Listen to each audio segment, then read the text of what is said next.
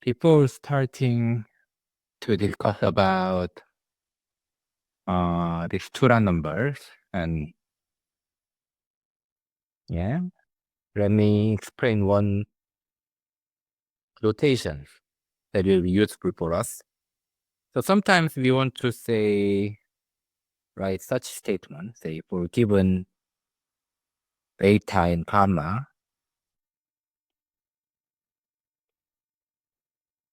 let's say which is a number between 0 and 1. Say there exists alpha 0, which depends on these two numbers. And for given alpha, which is smaller than this alpha 0, there again exists n0 such that the statement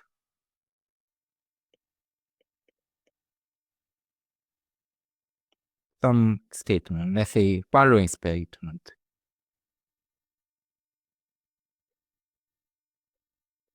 holds for any alpha and n. And some statements. So there are some cases that we want to write this. There are some parameters.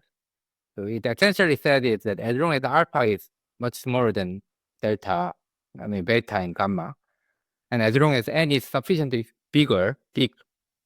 sufficiently large compared to, say, alpha, then something holds. So we want to write this kind of statement. But every time we have to write like these numbers, these sentences, right, there exist. For something, there exists. And also this alpha 0 and n0 are not really playing any role. That's the threshold that the n is sufficiently large and then alpha is sufficiently small. We want to express that by introducing this. So this is a bit inefficient. Although this is rigorous but inefficient, so we want to instead write as follows.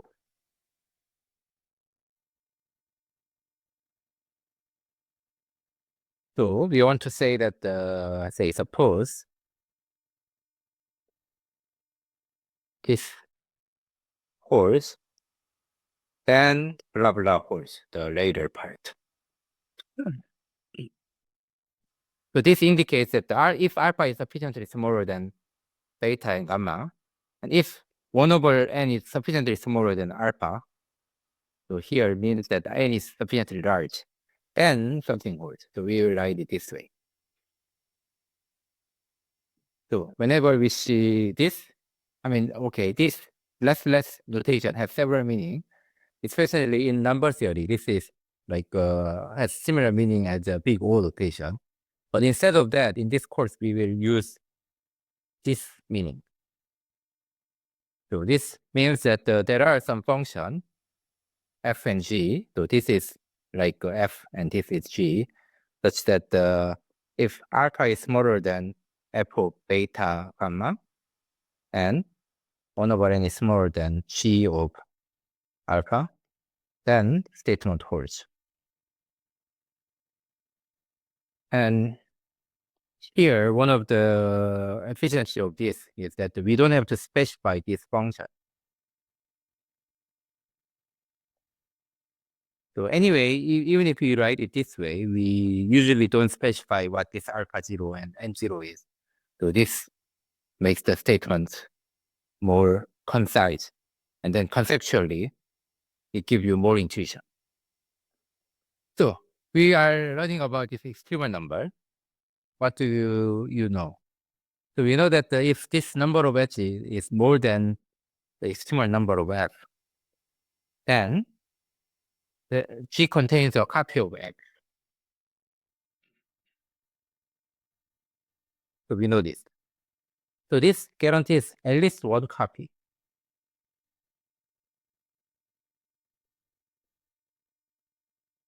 Okay. Then natural question is that if we know this is not just slightly bigger than that, but a bit more than this, so not just +1, but it could be plus some other number, then can we get more than one copy of F? If so, how many copy can we get? So we can ask this question. And in fact, I mean, so it's easy to see that if this is this plus t, then at least t copies. That's easy. Why? You use this, you find one copy, and then you delete one edge from it. And this copy is gone, and now you have t minus 1. You repeat. You find another copy of F, and then you delete one edge. Then this minus 2, and you get t copy. But you can indeed find the more copies as follows. So this phenomena that you can find more than one, but many copies of F is called supersaturation.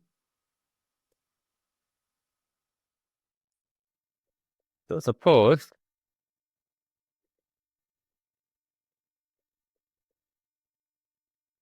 this holds. So you might wonder that why we have almost 1 here. So we express everything here as a number between 0 and 1, so that we know where to start. So this suggests that for given you start from right before 1. For given this 2, there is this, and for given this, there is this. For given this, there is this. And we only write numbers in this way. On the contrary, if we write, say,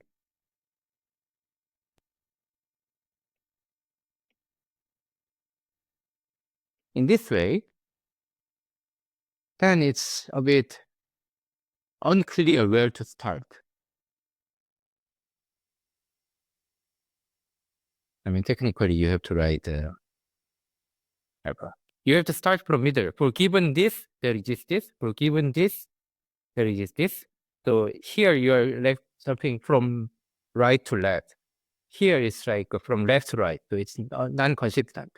So we consistently use this notation, that these constants are chosen from right to left. For given right, you choose left one. Okay, so this shows that for given epsilon and f, you can choose delta 0 or n0, so that if n is bigger than that and delta 0 is bigger than that, I mean, you choose one of them, only the bigger one. Anyway, for any, the following holds. For any R graph f of this small f vertices, if G is an m vertex R graph G with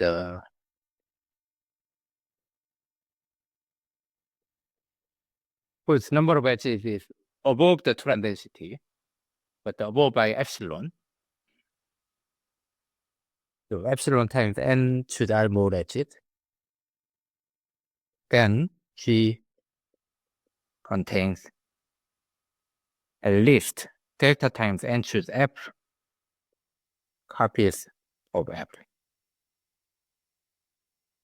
So for given epsilon, as long as you choose delta sufficiently small compared to this epsilon and f, then not only you find like t copies. So here t is what? Order of magnitude of n choose r.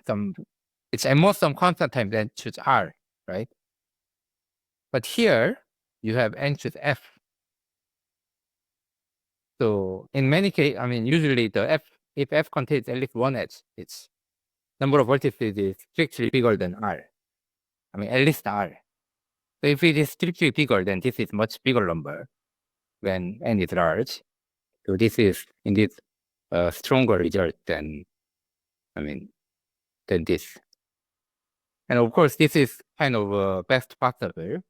This order is correct because, I mean, the most number of copies you can get is n choose f.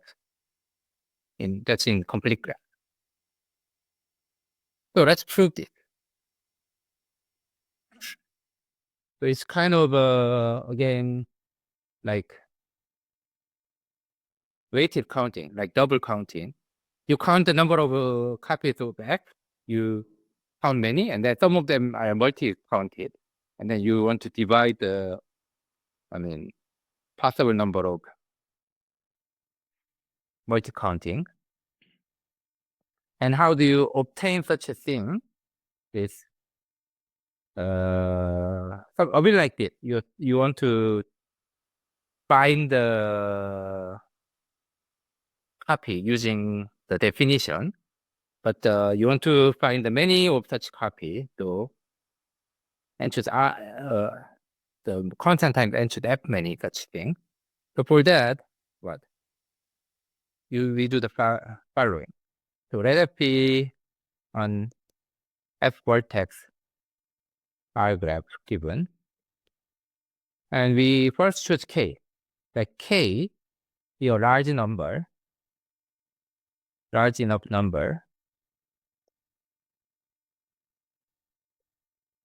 so that the following holds.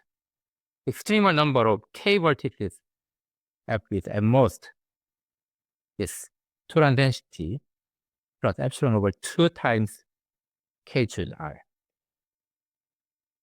So this Touran density is the limit that we defined before. That means if k is large enough, then this extremal number is at most this Touran density times k choose r plus smaller order term. And if k is large enough, you can make it smaller than epsilon over 2. Then what? Now we know. Then we want to claim that there are many choices. At least half epsilon times n choose k. That's capital K of size k, such that on this vertex of k, G induces more than pi f plus epsilon over 2 times k choose r edges. Why? So this is our claim. Why? If that's not true, otherwise, what happened?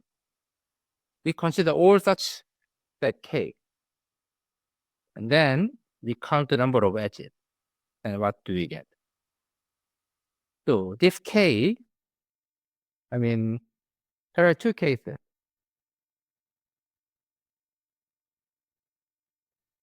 So if it has more than this many edges, if at least this many choices give us that, then we are good. We are done. Otherwise, there are at most this many that's k, which give you more than that. So largest possible is k choose r. And the rest of them, and just k minus less choices. Okay, maybe so. It's upper bound, so we write down the upper bound. For the last cases, there are at most this many cases, and then they are giving less than this many edges, at most this many edges. So this gives us the upper bound. So this is the case where this induces more than this many edges, and then maximum possible number of edges it can induce is k choose r. And the last case, it has less than or equal to this many edges induced. Then what? So this is common term, this is common term, you add it.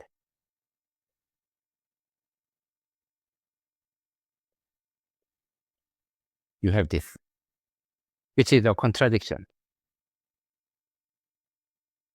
Why? Yeah, G has strictly more than this many edges. But, no, sorry, not contradiction. We have to do a bit more. So we have this inequality, right? But what do we have? On the other hand, you can count this in terms of number of matches. if there is an RH, H of size R here, R vertices, no matter what K minus R vertices you choose, this K, this capital K contains this H, right? So every H is counted exactly that many times in the expression on the left. But this is what? N choose R, N minus R choose K minus R times IF cross F times N choose R. This is what? By simple computation, it's same as N choose K and K choose R. Without even computing, what's this? Out of N vertices, you choose out of them. And then in the remaining, you choose K minus out of them. Then what? That's same as out of N vertices, you choose K of them. And then out of this K, you choose out of them. So here, it's like you are choosing K students and R representative of the student. You can either choose K of them and then choose out of them as a representative. Or you choose the R representative first and then choose K minus R non-representative normal students. Anyway, because of that, we have this. But what? This one is almost this and then strictly bigger than that, which is a contradiction. So this is guaranteed.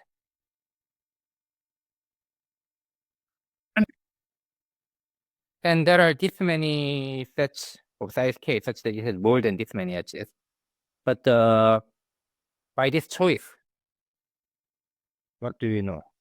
For each of by the choice of K, each such K set, when we write K set, it's set of set K. It contains a copy of F. So the number of copies of F is at least what? Half times epsilon and choose F. And choose K is the copy, but each copy of F can be counted multiple times. But how many times?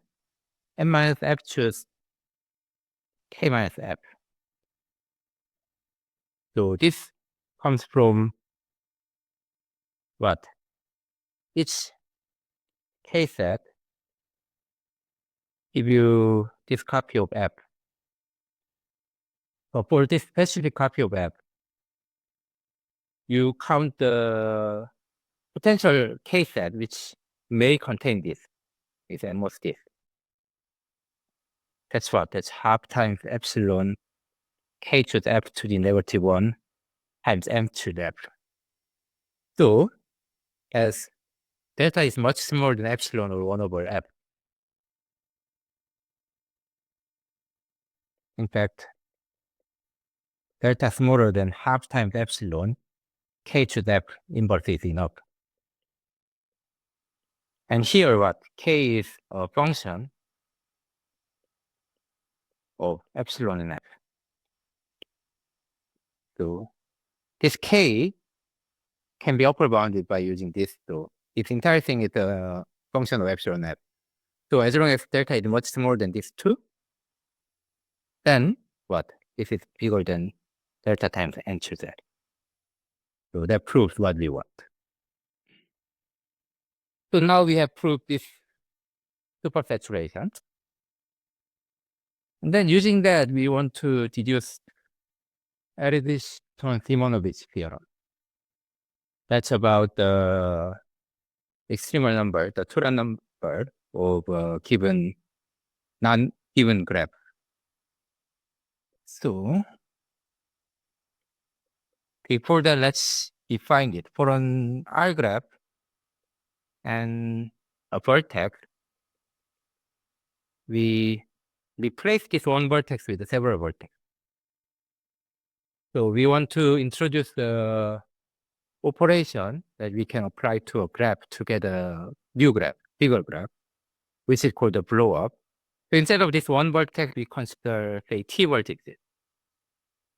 New vertices, this. And let f of t be the t blow up of f, which consists of vertices vi for each such v. So each vertex you replace with the t new vertex, and the edges are what? u1, i1, u2, i2, ur, ir, where u1, ur are the edges of original hypergraph F, and I1 to IR are arbitrary choice. So for example, if you have a triangle, it is two graphs, and its three blow up is what? Complete three-partite graph.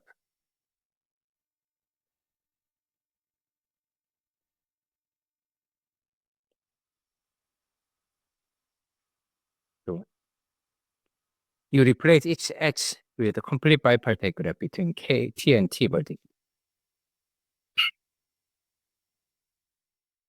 So with this definition, we can prove this Erdos-Stone-Simonovits theorem. So for a graph F, we have that the extremal number of this graph is 1 minus 1 over the chromatic number minus 1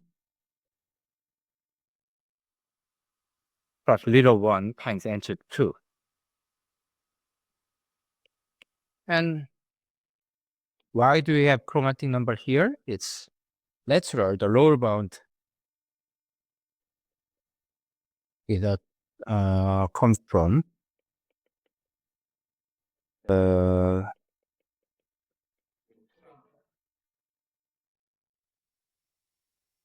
balance complete pi minus 1 partite graph, because this chromatic number is the minimum number where you can get the pi partition. So if you take a pi minus 1 partite graph, there is no way that you can find the f there. That's a kind of a definition of this chi.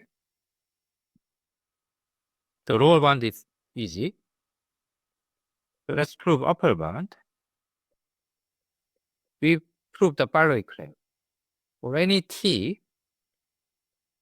we have that the Turn density of k sub r is same as turn density of k sub r to the t. So once you do the blow up, the turn density does not change. Okay, if we know that, then you will later be able to prove this. Let's prove this first.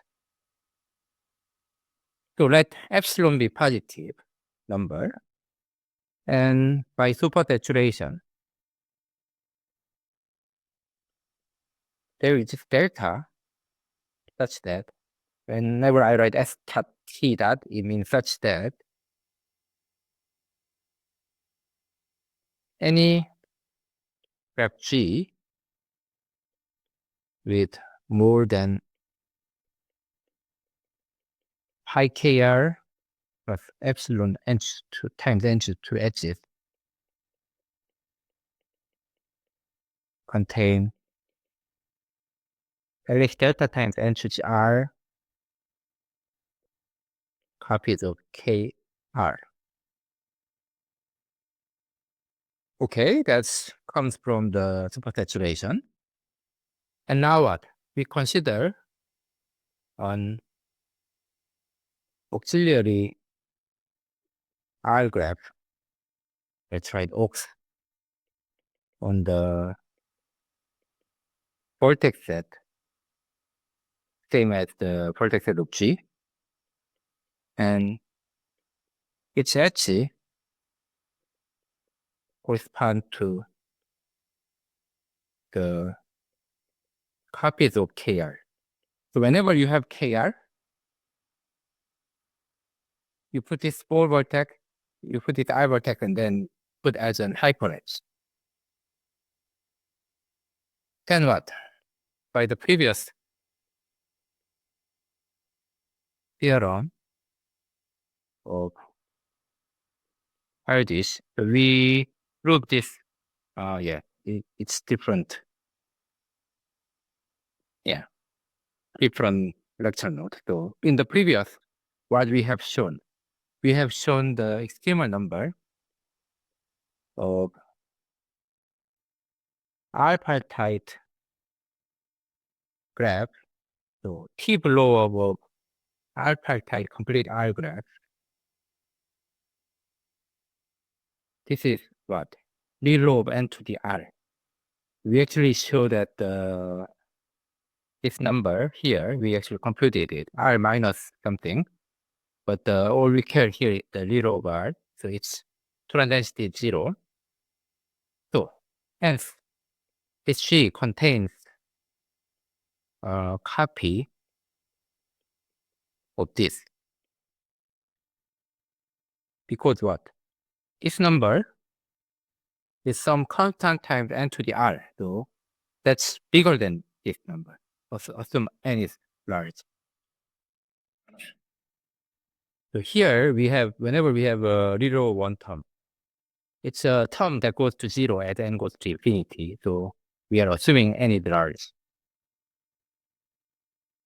So it contains a copy of that. And what's this? So if you have, say, this, and whenever you have 3 points, it's a hyperedge. And in the original graph, that's gives a complete graph on 3 vertices. That means there are edges everywhere. So this is complete bipartite graph everywhere. So you get the complete multipartite graph. And this corresponds to a copy of k sub R to the P in G. So T below of k sub R. And this proves this equality. So we know this claim, then what? And for R equal to the chromatic number of F, and say T be the number of vertices in F, we know that this F is a subgraph of this T below. Moreover, Turan's theorem implies that the pi of F, pi of KR is what? 1 minus 1 over R minus 1. So, using this and the plane, we obtain this theorem. This proves the Erdos-Stone-Simonovits theorem. Okay, so this Erdos-Stone-Simonovits theorem more or less determine the extremal number. Determine the total density for all graph. And that give you an asymptotic of this extremal number for all graph, except bipartite graph. If this is bipartite graph, then this is 2, then what happens? This is 0. So it just cares that this extremal number is subquadratic. But we don't know its order. So for bipartite graph, we care more about its exponent. So for non-bipartite graph, it's always n to the 2, some constant times n to the 2. The extremal number is some constant times n to the 2. But for bipartite graph, we don't even know what's the right exponent, so we focus on that. And yeah, because of this, we call the bipartite graph as a degenerate case of Turan problem. So degenerate case because this number degenerate and then disappear. And for that, we know a few things. One of them is covariance Turan that we mentioned before.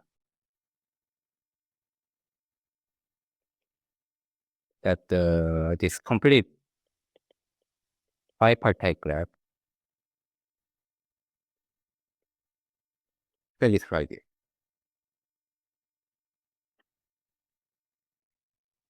And yes, every bipartite graph is subgraph of certain complete bipartite graph. So this gives us an upper bound on, the Turan number for every bipartite graph, but obviously this is not sharp for, not sharp for most F. But for this specific case, would it be sharp? We don't really know whether this is sharp for every S and T. For certain cases, we know that this is more or less sharp. This exponent is correct. And that's for small value of S and T. For example, when both of them are 2, we know. When both of them are 2, 3, or 3, 3, then we also know, and so on. But the very small number, we know, even when they are 4, 4, we don't really know their type. And also what we know is that if T is much bigger than F, we know. For example, if this, then 콜라 Bonyai double prove that it is tight.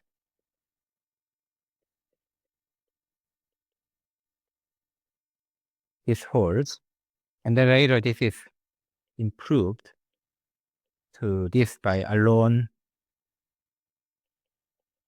Bonyai double, and recently book further improved this to some constant to the S. Then if lower bound holds.